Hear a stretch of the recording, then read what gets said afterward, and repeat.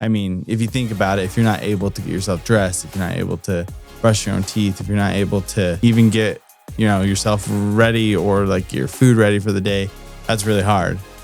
So, it's very important that those things are addressed. And in kids, it's very important that we help them build the skills to be able to do those things so that they're independent.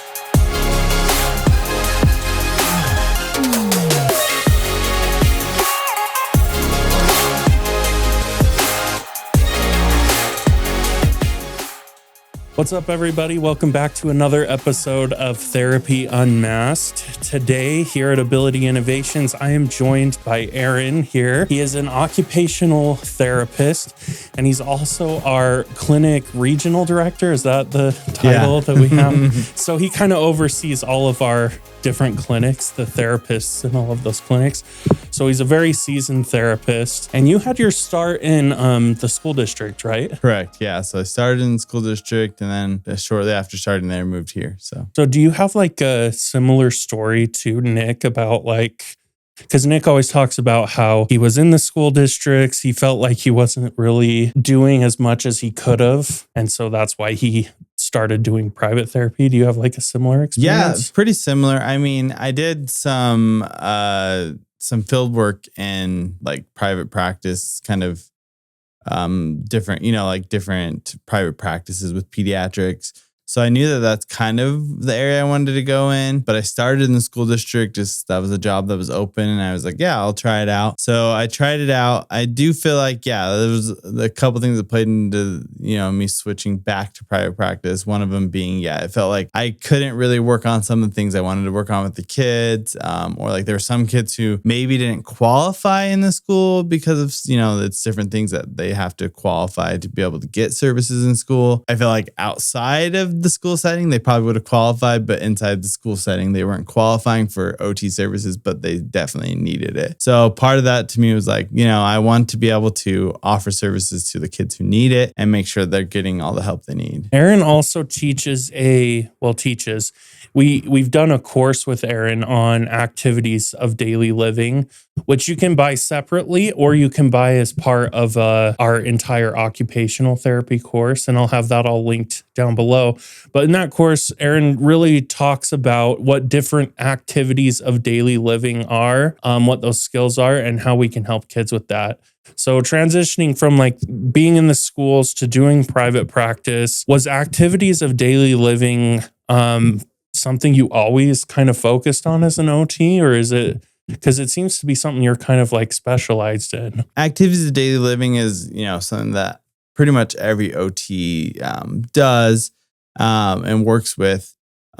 When I was in school, one of my field works that we did a lot with activities of daily living it was for older people. But then with my capstone project, I got to look at it a little bit more in depth with pediatric, specifically with the pediatric stroke population.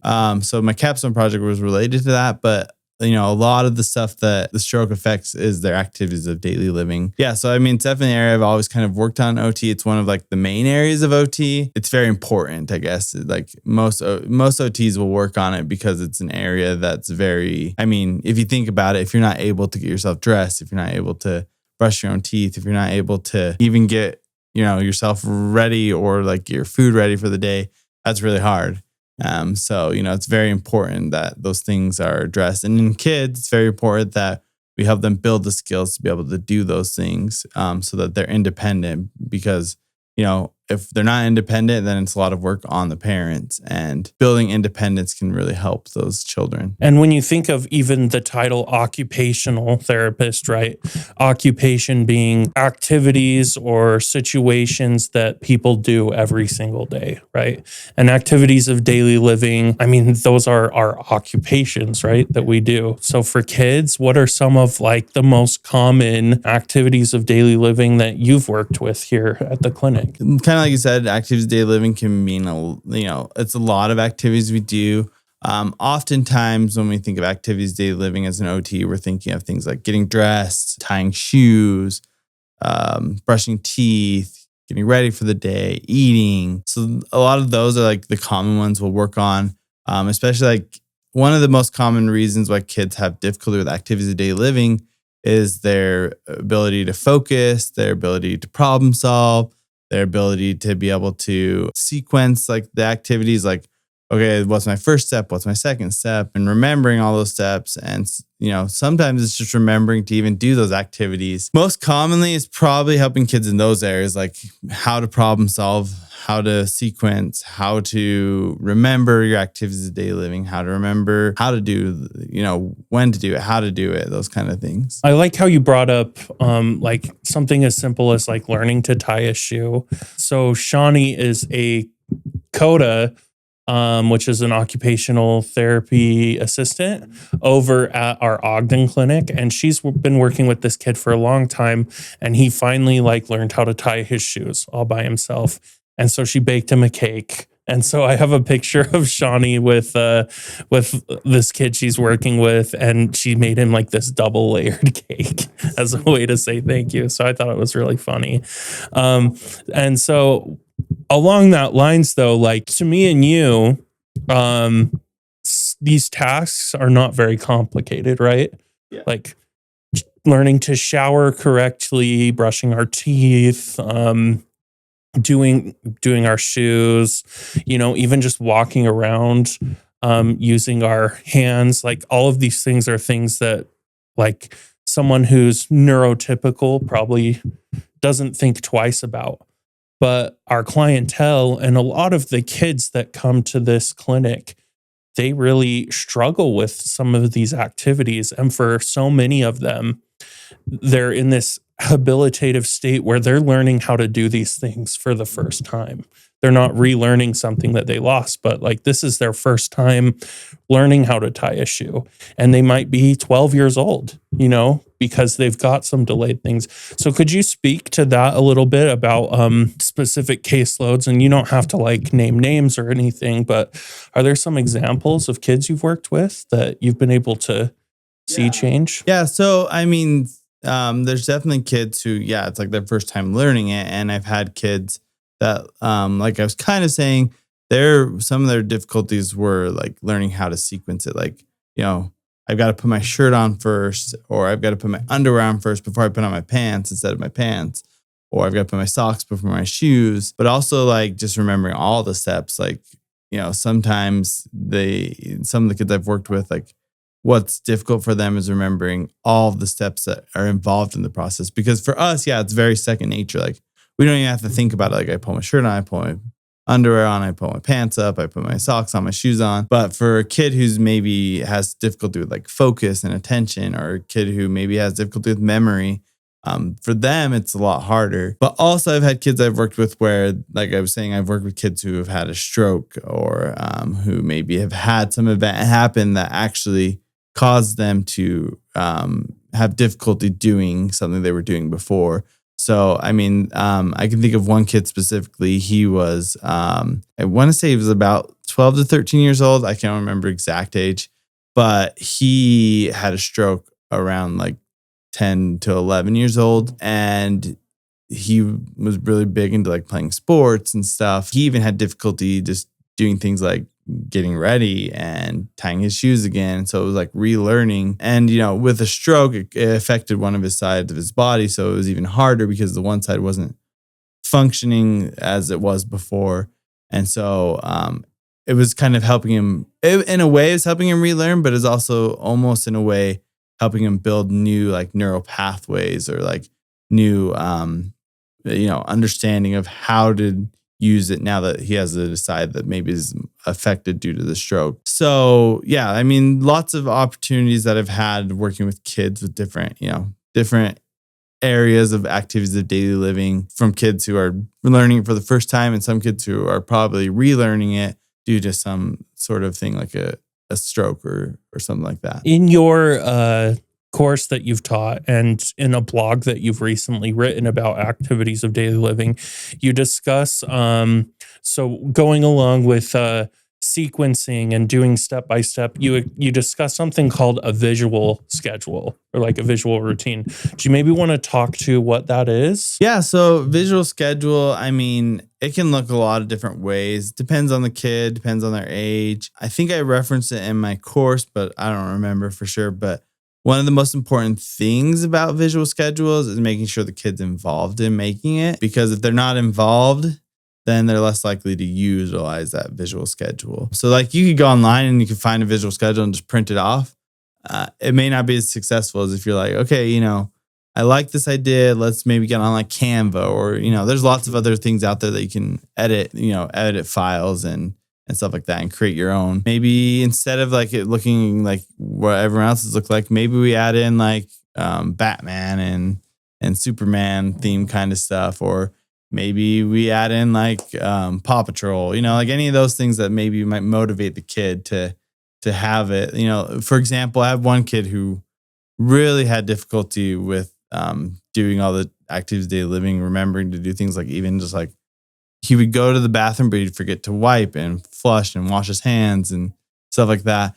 And he had difficulty remembering all the steps of brushing his teeth. Like, what do I do first? How do I get my toothbrush ready to brush my teeth? And he really was into sharks. And so we kind of just like together, him and I, we sat down. He was like 8 years old. Him and I sat down and we just got on like Canva and like, okay, we're going to, here's our steps to doing it. Let's see if we can find a shark that looks like he's, sitting on the potty. Right. Let's see if we can find a shark that looks like he's wiping his bum. And so we kind of like played around with it and like made it look like, here's all the steps and the shark's doing the steps. And he really liked that. And mom, within a few weeks was like, he's actually remembering to do all these things. He's getting his activities done. And she was like, it was really motivating to him because he was seeing the sharks doing it. And, we even made a sign that he hung up on next to the bath, like to the toilet that said, don't forget to flush, and it had a shark on it flushing the toilet. So I think that's one of the most important things with visual schedules is get your child involved in choosing what's on their visual schedule and help them, problem solve too. Because some kids, like maybe they don't need the task broken down as much. Maybe they only need it broken down to like 3 steps. Maybe some kids need it broken down into like, lots of steps. Like, it just depends on the kid. And I mean, if you're working with an OT, it's a great opportunity to have your OT help you design a visual schedule, because we do that often. So if you're not with an OT, I mean, definitely, you can still make one for sure. Just make sure that you involve the child in the process of making it. Right. I mean, because it is a schedule for them, right? So you want them to be interested in what they're doing. Yeah. One last thing I wanted to talk about before we wrap things up here is what are some of like the more common disabilities that we see that maybe require a little more attention when it comes to activities of daily living? Like you mentioned, stroke victims, for example, that's a big one because they've lost the ability to use half their body, like half one side of their body, and they have to relearn how to do stuff. But are there any other like disabilities that are common that maybe pretty much any kid could have difficulty? Commonly, kids with like autism, you'll see, some difficulty with activities of daily living. Oftentimes it's related to some of the other skills that, maybe they have deficits in.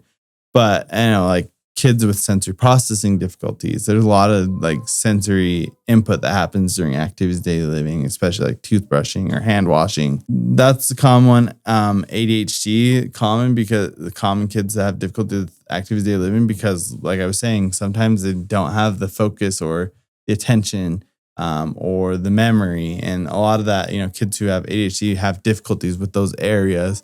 And so they might struggle with activities of daily living. I mean, kids with cerebral palsy, it's similar to like a stroke. They have one side that's affected, and oftentimes they might have difficulty with an activity of daily living because of that. I have kids who don't necessarily have like a diagnosis that have difficulties with activities of daily living. Which is very broad, is what it sounds like. It's very broad. A lot of kids, struggle with it more than you would think. Yeah, that's interesting. What about OCD? Yeah, I mean, I specifically haven't worked with any kids who have a diagnosis of OCD, so I don't know for sure. I mean, I could see where a lot of the things that are related to OCD can cause difficulty with activities of daily living. Okay.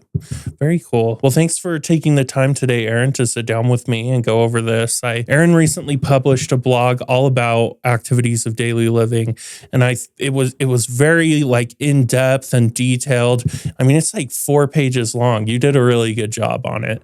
So I'll link that down below, and I highly encourage you to go read through it because it even talks about something we didn't really have a time to get into, which is where your child should be at, like with milestones at what age. And so it starts at infancy, goes into like preschool, elementary school, adolescence, and then by being a late teenager and an adult, like where your child should be. And it kind of breaks all that down, which I think is very helpful, especially because as we just discussed, everything from OCD to ADHD to just a generalized like autism diagnosis, like all of these things can affect activities of daily living. So it's just important to pay attention to your child, where they're at, what milestones you maybe think they're missing.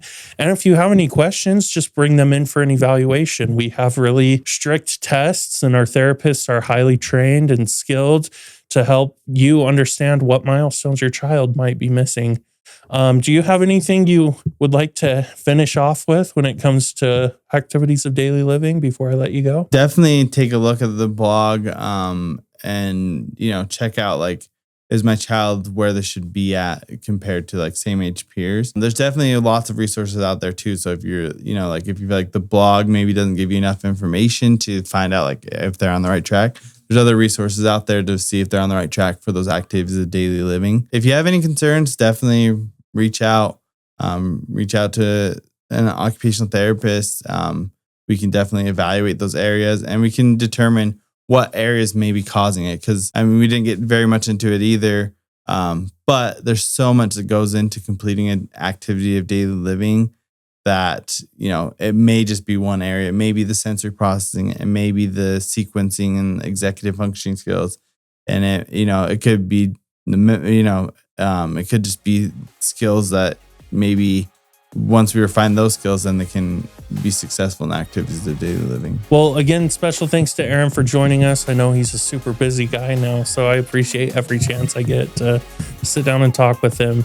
As always, Therapy Unmasked is brought to you by Ability Innovations and Children in Motion, therapy clinics here in Utah that help kids with situations like this that we just talked about every single day. We offer physical therapy, speech therapy, and occupational therapy. If you'd like to support this podcast and the people here even more, feel free to check out therapy-unmasked.com for a list of our courses. We also have free resources on there. And right now, if you use the code FREETHERAPY, all one word, all caps, you can get your first month of Therapy Unmasked for free. Aaron, thank you so much, and we'll see you guys in the next episode of Therapy Unmasked. Goodbye.